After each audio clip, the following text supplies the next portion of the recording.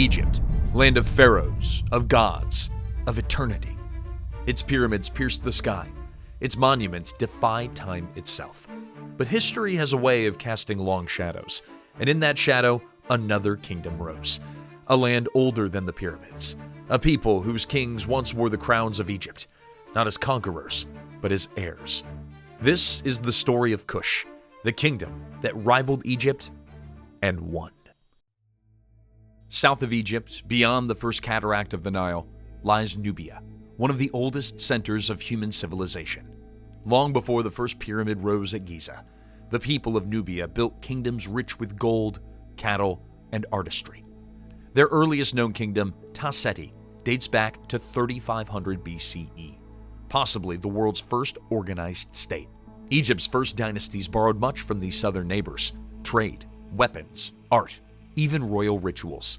Yet, as Egypt rose to glory, Nubia became both ally and threat.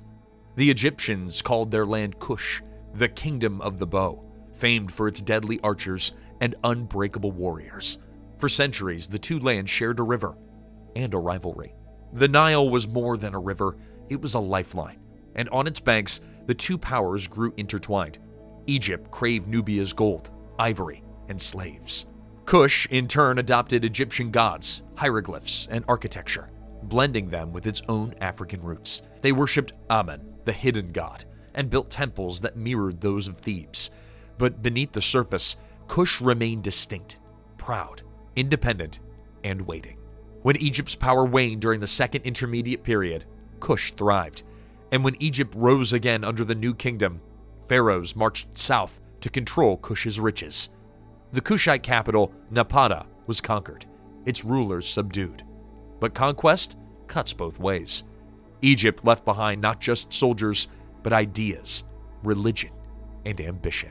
By 800 BCE, Egypt had fallen into chaos. Civil wars divided the land, temples were plundered, and the once great Nile Empire fractured into warring states. And in the south, Kush rose again. Its kings declared themselves the true heirs of the ancient gods, the chosen protectors of Ma'at, the cosmic order. Their leader, King Pi, saw Egypt's weakness and acted. He led his army northward, through deserts, across cataracts, into the heart of Egypt itself. But unlike conquerors of old, Pi did not come to destroy, but to restore. He wrote in stone. By the end of his campaign, all of Egypt bowed to him. The Kushites had taken two lands and ruled them as the 25th dynasty, the era of the Black Pharaohs. For nearly a century, the kings of Kush ruled Egypt: Pi, Shabaka, Shabitku, and Taharka.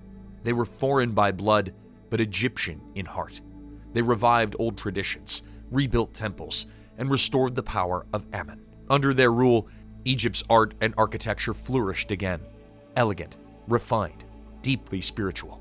Taharka, perhaps the most famous, became both pharaoh and legend. He ruled an empire stretching from Sudan to the Mediterranean, one of the largest in the ancient world. Biblical texts mention him by name, a mighty king who defied Assyria and stood against the world's most feared army. For a time, the Nile was whole again, under black pharaohs who saw themselves not as outsiders, but as guardians of Egypt's soul.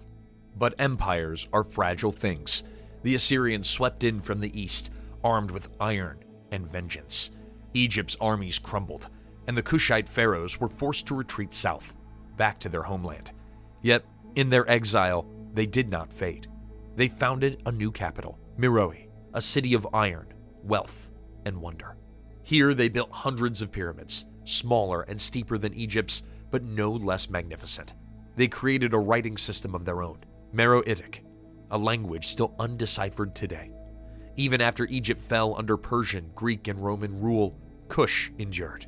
For over 1,000 years, the Kingdom of Kush stood as a beacon of resilience, culture, and identity. Its queens, the Kandakes, led armies and defied emperors. Its temples honored gods both African and Egyptian. Its story whispered through time, buried beneath sand and silence.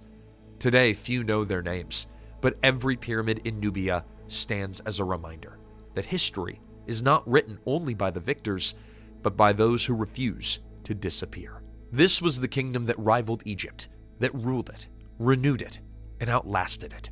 The Kingdom of Kush. The kingdom that won.